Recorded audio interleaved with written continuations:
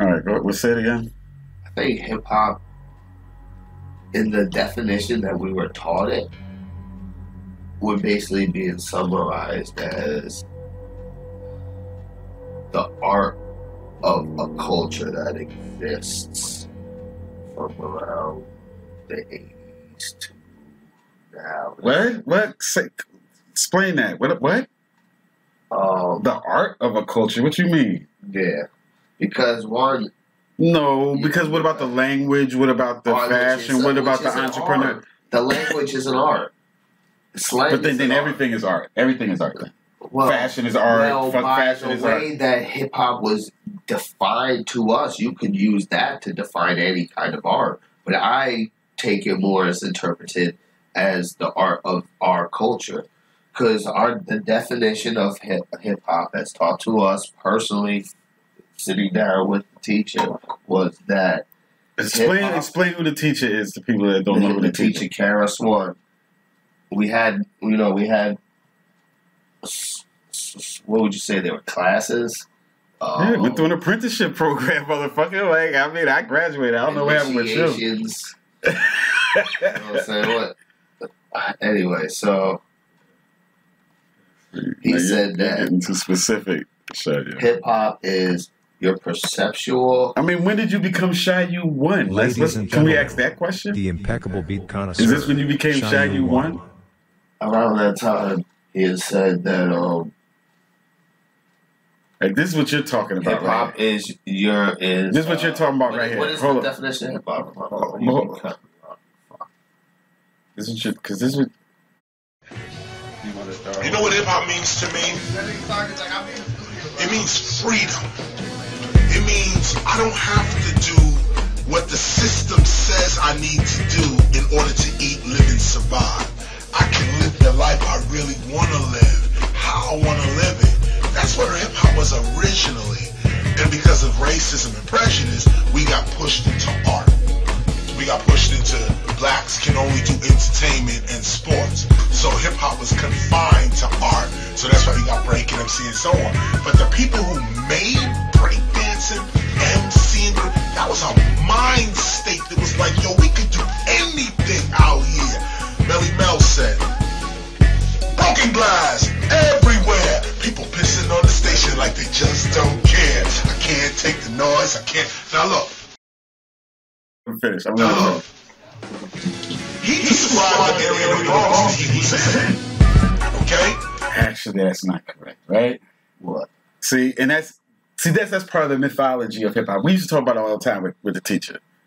That's part of the mythology because Melly Mel didn't write that part. Fucking Duke Booty wrote that part in Elizabeth, New Jersey, on Anna Street, right across from the park. Because I've been to that house. You know what I'm saying? And I talked to Duke Booty and shit. Like, he actually wrote, like, when he's broken glass everywhere. That's Duke Booty's part. Remember, KRSONE told us that there's mythology. There's the outer teachings and then the inner teachings.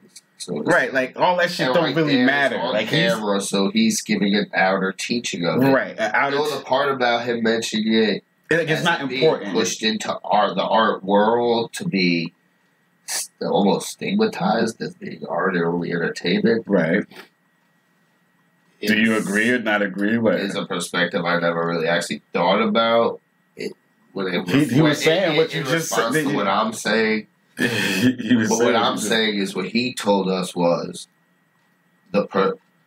art is your perceptual ability to turn objects and subjects into expressions of your own inner self characteristics. And I think that's exactly what art is. Because when I approach art, all right, let's say it again. Say it again. Motherfuckers didn't hear what you said. Hip hop is the perceptual ability to transform subjects and objects into expressions of oneself. But what does that mean? Like, that's the exact quote. I know, but what do you think that means? Specifically, when I think about that, when I think of a perfect definition for art, to me, that's a perfect definition for art. But only art? Well, apparently it's hip hop, but so if I'm saying if it's relating then to hip hop, then to me it would be the art of hip hop. But isn't life art?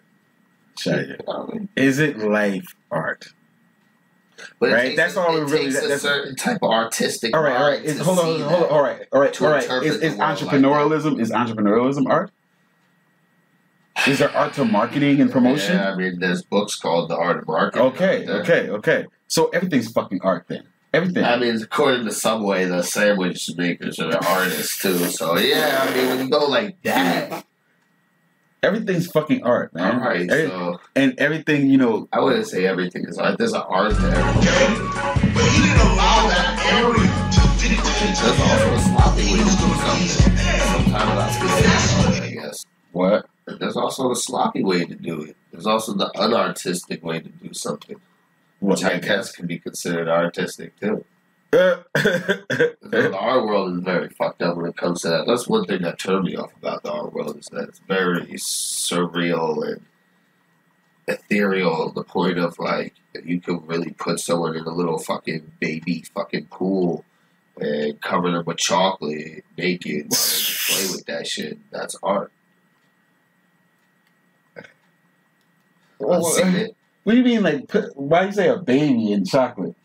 No, I said one of those baby pools. You know the ones. Yeah. Like oh, you mean like a person, like a full-grown person? They put a naked woman inside of that. She was playing with liquid chocolate, like pouring it all over her and shit. I mean, yeah, it is artistic. All right.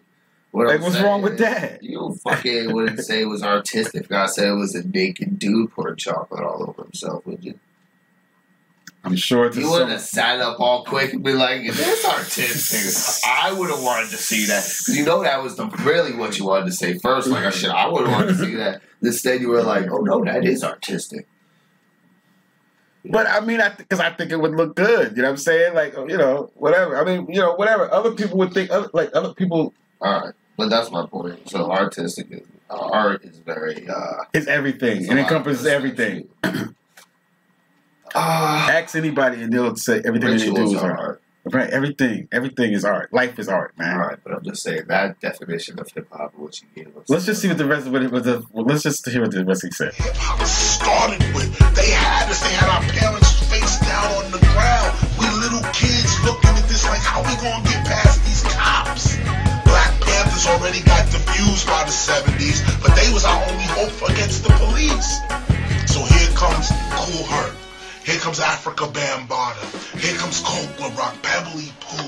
Here comes other dudes like, oh man, here comes a slew of people that get this. Psychically, we all agree and feel the same pain. Psychically. Nobody wrote this down. Nobody advertised it on television. Nobody said none of this. It's just all of a sudden you look at me, I look at you. We both know who we are, and we both know where we stand. Hip hop is a mind state. Hip hop is a mind state. Shock.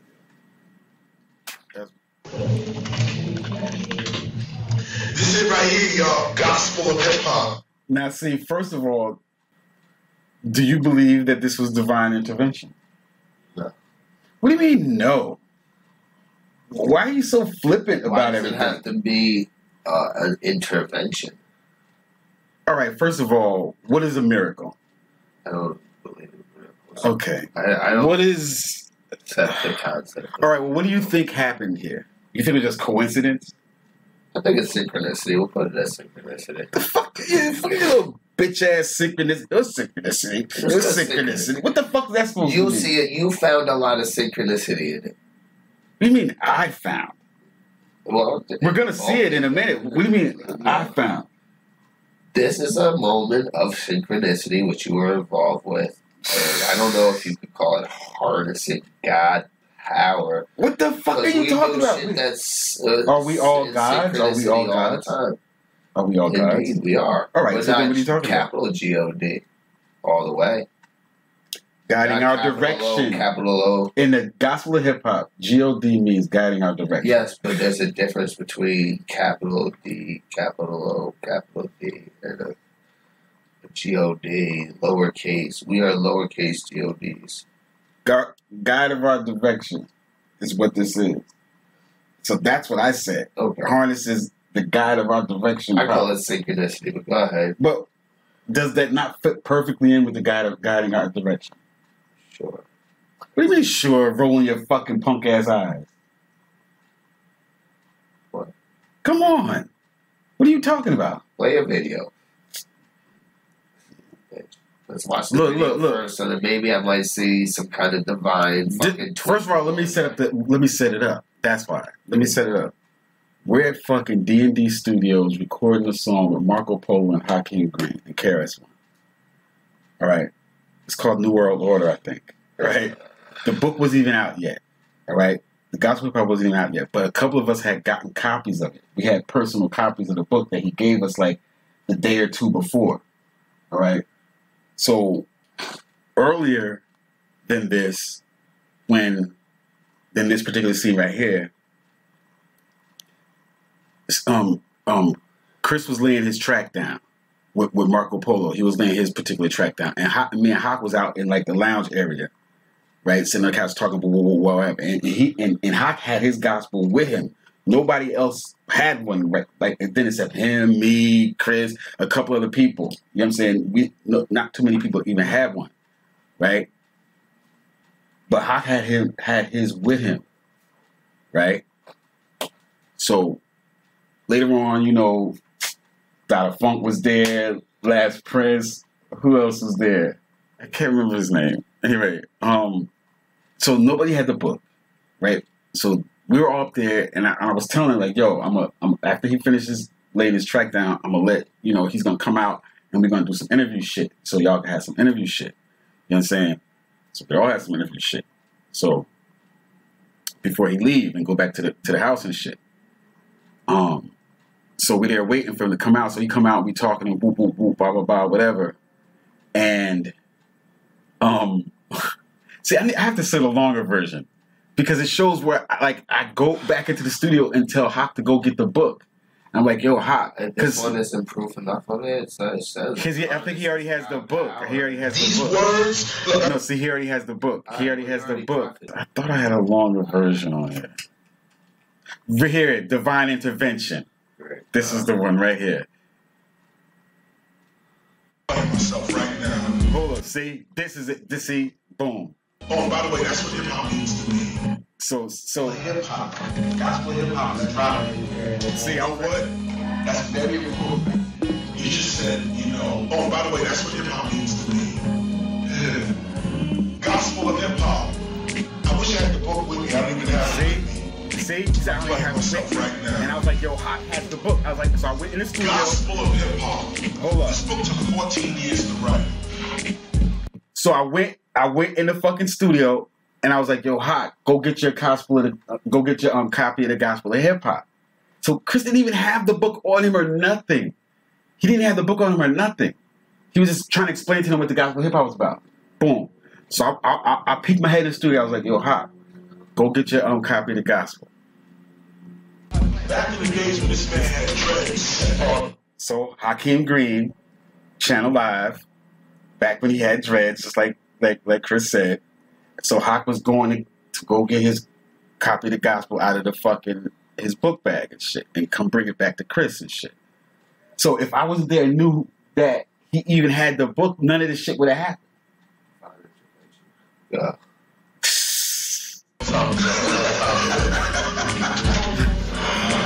Back in the days of the Boulevard of Linden. All right. We was at 135th Street in the Schomburg Center in New York, 135th Lance. Schomburg. It was a Schomburg on 135th. We're there with Africa Bear, Barnacle, her, Grand West Theodore. Oh, yes, my Lord. Oh, yes, my Lord.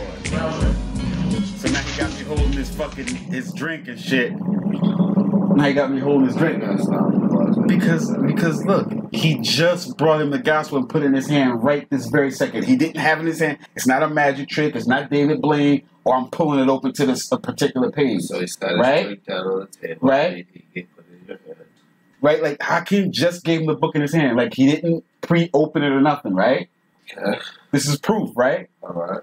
Am I wrong? Is this proof? All right. So boom. All right, so he's just gonna open it. He's just gonna open it. He's mad close. He was back in line. This is right here, y'all. Gospel hip hop. These words. Look, I just opened this up. Remember, the universe is exact. There are no mistakes. Remember, the universe is exact. What? Yes, of course. The first words that he... It would mean something. But he wrote, it's an 800-page book. He wrote a lot of goddamn words in that book. There's shit about b-boying, there's shit about FM5, there's shit about all kind of shit. Maybe he knew exactly where. See, that's what I see. That's what I knew you was gonna say. That's why I prefaced it. That's why I prefaced it. See, that's why I prefaced it. That's why I prefaced it because I knew you were gonna say, "Oh, Hakeem brought him the book. He just opened it, and he just picked a random paragraph." Oh my God, read it. Read on, T. But I'm saying you're acting like he fiddled with it or something. I agree that shit is divine and okay. Everything is divine. The first words he read was, "Remember, the universe is exact." Okay, that's good. Come on, dog. Come on. Yeah, that's a come on. Huh? You got real lucky with that. You are hearing this word now because it is time for you to hear this word. And then I started tripping in the background. And then he started bugging. And then we stopped. Hold up. I started bugging. Hold up. I was like, what? The second sentence had me bugging. Hold on. See, you didn't even hear what the fuck he said. Because it is time for you to hear this word now because it is time for mistakes. You are hearing this word now because it is time for you to hear this word. I just want to understand right now. Look at it. Look, it said, look, you are hearing this word now because it's time for you to hear this word now. You are the light of your world. You are being called to help others because you have the power to help others. Others don't have the abilities that you have, just as you don't have the abilities they have. Your ability is God. Ooh, and it's time that you start being it. That's the I don't even believe. Come on, man. I just opened it up. That's not it. That's really the whole book. That's really the essence of the book right there. Stop playing games with your spiritual life. And really see yourself as you really see yourself. Shayu, you don't believe like nah, that's a good one. I'm just tired of it out. That's about it. The synchronicity involved. That was a strong synchronicity. Invoked by the teacher.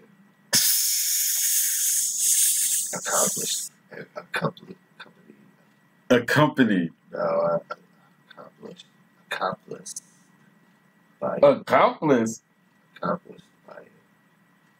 accompanied by. Whatever. We have before us the opportunity to forge for our... You say accomplished, that means like a crime was committed or something. Well, you're the one suggesting black magic.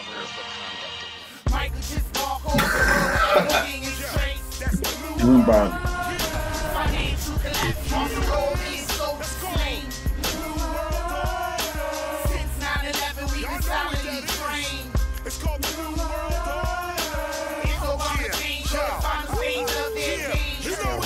In that, the hook, you came up with the hooks and stuff, so that's what like real powerful to people. Even like they say now, those words still ring true. Don't push me. Yeah, because it's true.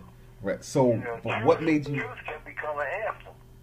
True. And well, what made you that hook? How did you come up with the hook? Like it's like a jungle sometimes. It makes me wonder how I keep from going under. Like, what was the inspiration for that?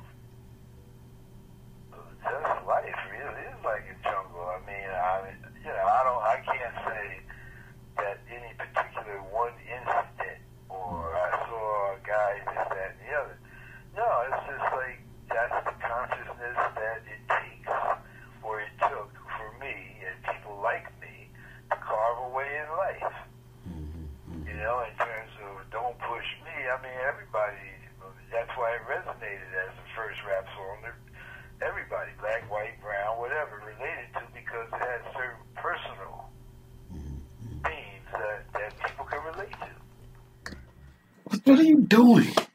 What are you doing? Like, you can't even just pay attention for this little bit of time that you're here? Go ahead. I'm paying attention. What are you texting?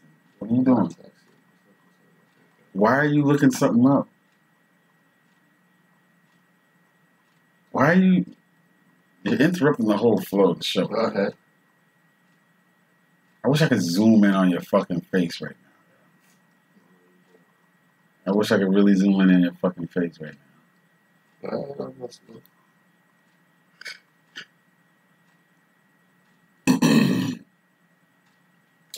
You know what I'm gonna fucking ask you if you was paying attention, you fucking piece of shit. Ladies and gentlemen, the impeccable beat connoisseur, Shy U1.